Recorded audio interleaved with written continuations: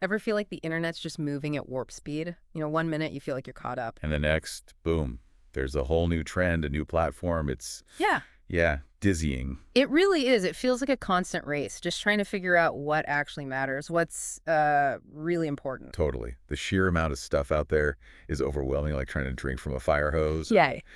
And things change so fast. Well, that's exactly why we're doing this. Think of this as your shortcut through all that noise. We're doing a deep dive. Yep. Not chasing every little fad. Yeah. We want to dig into the real shifts happening online for 2025. Exactly. We've gone through a bunch of expert reports, industry articles, even some interesting community chats. To basically pull out the key trends, we're looking at TikTok, YouTube, the wider social media scene. Our mission really is to give you a clear picture of what's coming up and, maybe more importantly, why it's actually significant. And what's really interesting is just how much things are changing. Like user behavior, the content people actually want. Platform strategies, too. Definitely. Some of it's actually quite surprising. Okay, so let's dive in. First up, a word that gets thrown around a lot but feels more important than ever. Authenticity. Ah, yes, authenticity. It's gone from buzzword to, like, baseline expectation. Especially for Gen Z and millennials, it seems. They really seem to want that raw, unfiltered, sort of real-life content. Less polish. Absolutely. After years of super curated feeds, people are just craving genuine connection, relatable stuff. It's not optional anymore for brands. And a huge part of that is user-generated content, UGC. Right. The stuff real users create. Photos, videos, reviews. Yeah. It's like the ultimate proof that something's legit. And it actually impacts buying decisions, doesn't it? I saw a stat, something like 82% of people are more likely to buy after seeing UGC. That's the one. It's massive. It shows just how much people trust other people over, well, traditional ads. And businesses are noticing. Sendable's research mentioned, what was it, like 16% are focusing heavily on UGC for 2025. Around 15.5%. Yeah, it's just a real strategic shift. So how do brands do authenticity? It's more than just saying you're authentic. Oh, for sure. It's about, like, pulling back the curtain. Showing the behind-the-scenes stuff, the messy bits, maybe. Employee stories, day-in-the-life videos, that kind of thing. Exactly. The human side. It builds trust, makes a brand feel more like, well, people. And that trust, that connection, it often leads somewhere else, right? Like Yeah. directly to making a purchase. Yeah, which brings us nicely to social commerce. The lines there are getting really blurry. So less separation between just scrolling your feed and actually shopping. Pretty much. Platforms like Instagram, TikTok, they're building sophisticated shops right into the app. So you see something you like and you can just buy it without leaving. Exactly. Less friction makes it super easy. And live shopping is part of this too, those real-time selling events. Yep, still growing. It adds that interactive element, that immediacy. The numbers are pretty staggering too. Statista said the U.S. market was, what, $75 billion-ish in 2023? Roughly $75.6 billion, yeah. And projected to basically double over $141 billion in 5 years. Wow. So businesses really need to make buying directly from social easy. Absolutely. It's not just nice to have anymore. It's becoming essential for ROI, for good user experience. Seamless checkout is key. Okay, so people are buying more on social, but where are they connecting? There seems to be this move towards smaller private groups. Yeah, that's a fascinating shift. Away from just chasing huge public follower numbers. Towards building like more tight-knit communities. Exactly. The idea is that a smaller, really engaged group is actually more valuable than a massive but passive audience. Does the data back that up? It does. Something like 66% of branded communities say they see a real impact on customer retention, keeping people loyal. That makes sense. And it feels like lots of people are in these groups now. Oh, yeah. Global Web Index found 76% of internet users are a part of some online community. We're all looking for our tribes, Why the shift, though? Is it just information overload on the main feeds? That's a big part of it. Social fatigue is real. People want deeper connections, more personalized chats, not just shouting into the void. And the engagement levels are different. Hugely different. Private communities can see nearly 50% active engagement. Compare that to maybe 0.05% to 5% on a public feed. Yeah. It's night and day. So how do you actually build one of these thriving communities? It's about quality over quantity, offering exclusive stuff, really encouraging discussion, making members feel valued. And platforms matter, like Facebook groups for one thing, Discord for another. Right. Facebook groups are great for shared interests, pretty broad.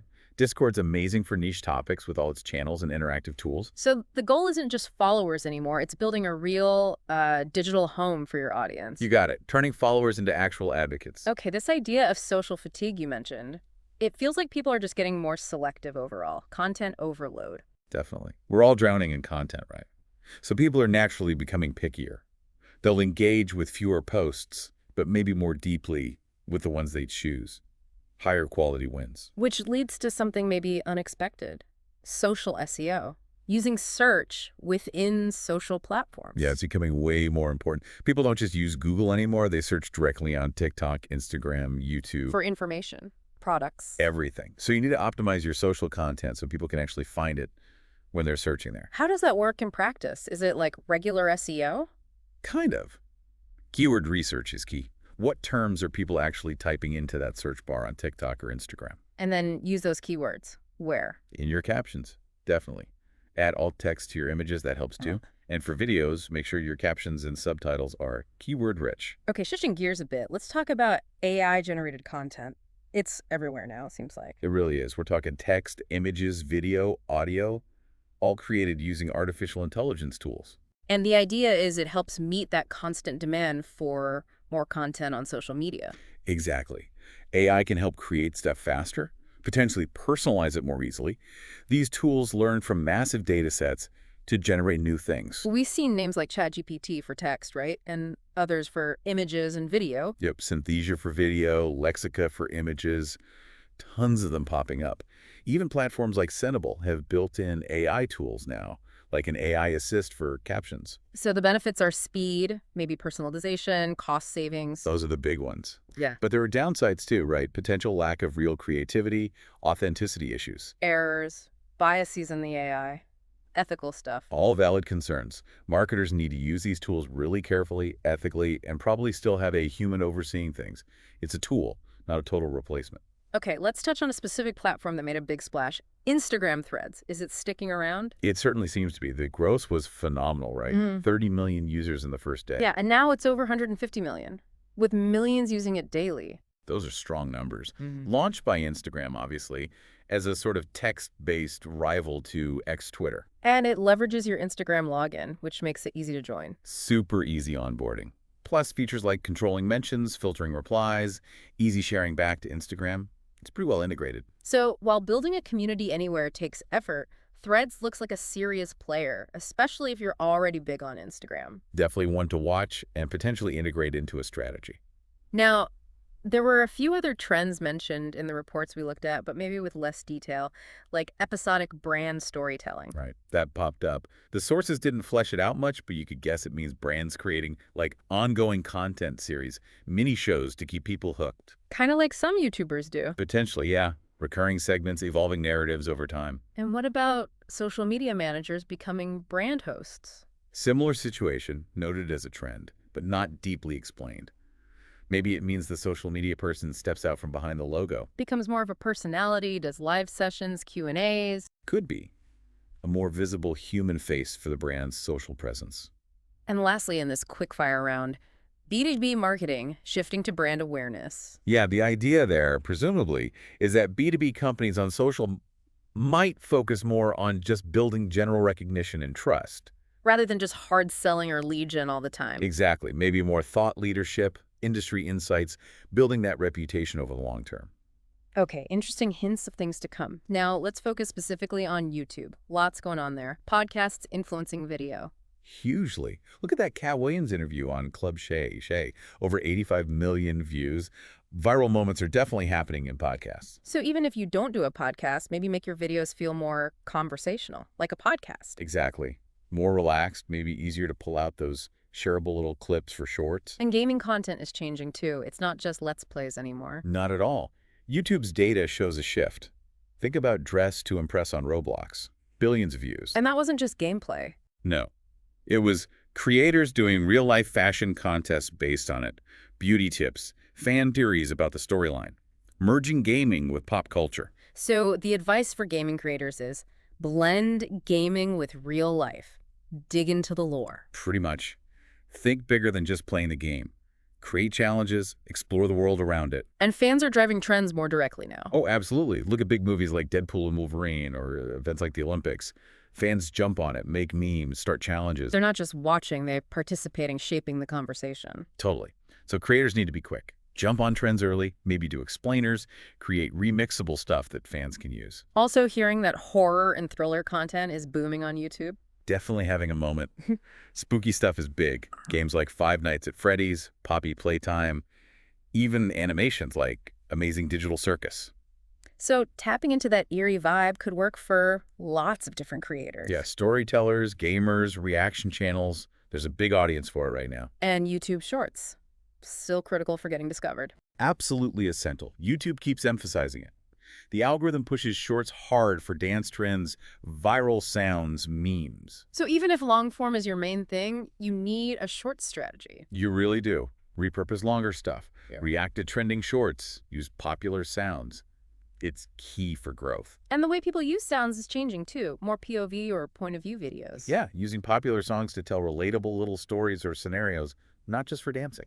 Music and remix culture are obviously huge drivers on YouTube then. Oh yeah. A song blows up on shorts, it can launch a career overnight. Think Espresso or Hayuro Konde. They became massive meme sounds too. So using trending audio smartly is a big visibility booster. Definitely. Reacting to music trends, creating content that fits the vibe of a hit song, it works. And surprisingly, maybe, reality TV formats are finding a home on YouTube. Yeah, creator-led reality shows are doing really well. Stuff like India's Got Latent or Bin Circle's Blind Date Show. Audiences seem to love that style on the platform. So challenge videos, competitions, social experiments, YouTube likes that stuff. Seems like it. They're promoting it. We're also seeing sports and gaming coming together more. Yeah, the lines are blurring. Big athletes like Ronaldo joining YouTube, gaming influencers starting their own sports leagues. So if you're into sports, maybe react to games, do analysis, or find ways to mix sports and gaming. Lots of potential there for crossover appeal. And reaction content. It's still popular, but evolving. It is. The interesting thing is people aren't just watching for fun anymore. Sometimes they watch reaction videos instead of the original thing. So if you do reactions, pick trending stuff, focus on the best bits, and crucially, add your own take. Yeah, your perspective, your expertise, your humor. Don't just sit there. Have an opinion. People engage more with a clear viewpoint. Meme culture. Still incredibly powerful. Undeniably. The view counts are insane. Moye Moye in India got over 4.5 billion views. Dubai Chocolate in Manaa, hundreds of millions. So creators should tap into memes, make explainers, compilations. More creators are definitely doing that, making shareable content around the meme, breaking it down for people who missed it. Nostalgia is also a big trend. Old stuff coming back. Big time. Old songs, old trends, vintage looks. People love it. Creators are revisiting old shows, playing retro games, remixing old hits. And those remixes then fuel new shorts trends. Exactly. It's a cycle, like MTG Tropicana or Cuerete and Contrar. And amidst all the shorts focus, long-form video isn't dead. Not at all. It's just evolving. Think big documentaries, cinematic storytelling like that Mount Everest climb video, engaging narratives, binge-worthy series. Even old TV shows finding new life on YouTube. Right, so quality, storytelling, and maybe an episodic format are key for longer stuff. Okay, briefly on the YouTube algorithm. Based on community talk, it shows videos to a small group first. Yeah, it typically starts with a core audience, subs, regulars, people with similar tastes. And then looks at click-through rate, watch time. Exactly. If those are good, it pushes it wider. If not, well. But you can't really game the system, can you? It still comes down to making good videos people want to watch. At the end of the day, yeah. Understanding it helps, but quality and audience appeal are paramount. You can't just hack your way to virality reliably. Right. Okay, let's switch over to TikTok. Still a massive trendsetter, obviously. Absolutely. Fashion, music, food, pop culture. So many trends still start, or at least explode, on TikTok. That For You page magic is powerful. But it's tricky for brands, right? Trends move so fast. Incredibly fast. It's a real balancing act, jumping on something while it's hot, but making sure it actually fits your brand and doesn't feel forced. Authenticity again. Always. There's this idea of storytelling unhinged. On TikTok, basically, brands needing to be more experimental, more human, less corporate. And it's not just about posting, it's about interacting, bridging the trust gap. Yeah, treating it like a two-way street, asking for feedback, joining conversations, actually listening. TikTok claims users trust brands way more if they see ads there. Interesting. What was that stat? Like 108% more trust? Something like that, yeah. Suggests presence there, builds familiarity and maybe credibility. And we see specific themes emerge, like autumn vibes or cozy gaming. Definitely. Seasonal trends, aesthetic trends, they take hold pretty quickly. Cozy gaming is a great example. Relaxing games as the weather changes. And how are people actually using TikTok? It's like a search engine now, too. Increasingly, yes. Yeah. People search for product reviews, how-tos, trend explanations. It's a visual discovery engine. And they want relationships with brands, not just ads. Seems so. They want that two-way chat, that feeling of connection. And relatable content with real faces just works better. Customers, influencers, staff. Real people resonate. And finally, viral challenges are still a core part of TikTok DNA. Oh, yeah. Someone starts something, throws on a hashtag, encourages others to join in. It's fundamental to how trends spread there. Okay, let's shift to music trends for 2025. What's happening there? Context over category, what does that mean? It means the vibe or the situation the music fits is becoming more important than strict genres, like rock or pop or what instruments are used. So musicians need to think about how their music makes someone feel, or what they might be doing while listening. Exactly. Is it study music, workout music, late-night driving music? That context matters more. And generative AI, it's hitting music production too. Potentially in a big way in 2025. Tools that don't just assist, but actually generate new musical ideas, new sounds. It could be revolutionary or controversial, or both. And aesthetically. Dirty aesthetics, like less polished music. Yeah, kind of a backlash against super clean pop. Think indie sleaze coming back in fashion, bleeding into music.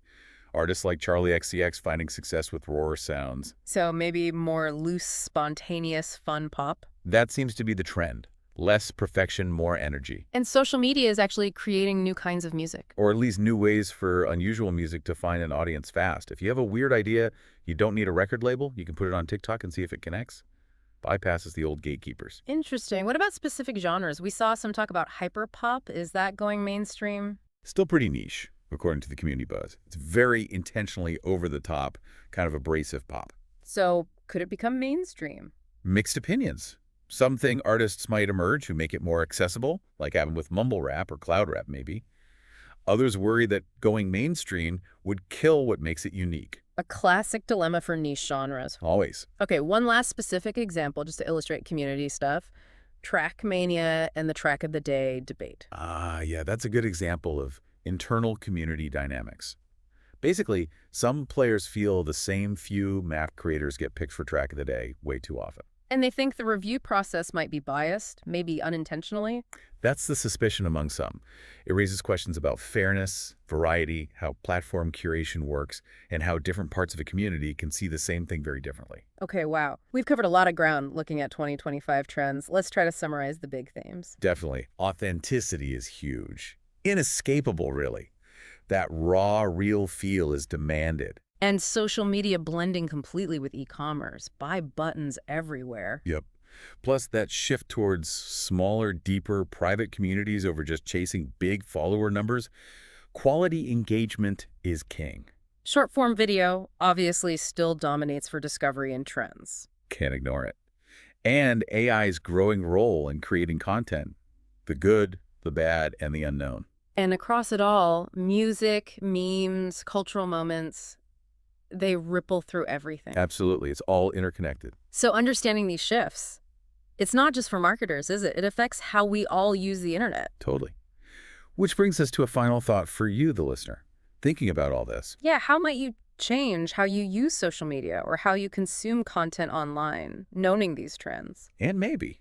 What opportunities do these changes open up for you in whatever you're interested in, beyond just business stuff? It's a constantly evolving space, that's for sure. Staying curious seems like the main thing. Couldn't agree more. Well, thanks for taking this deep dive with us today. Lots to think about.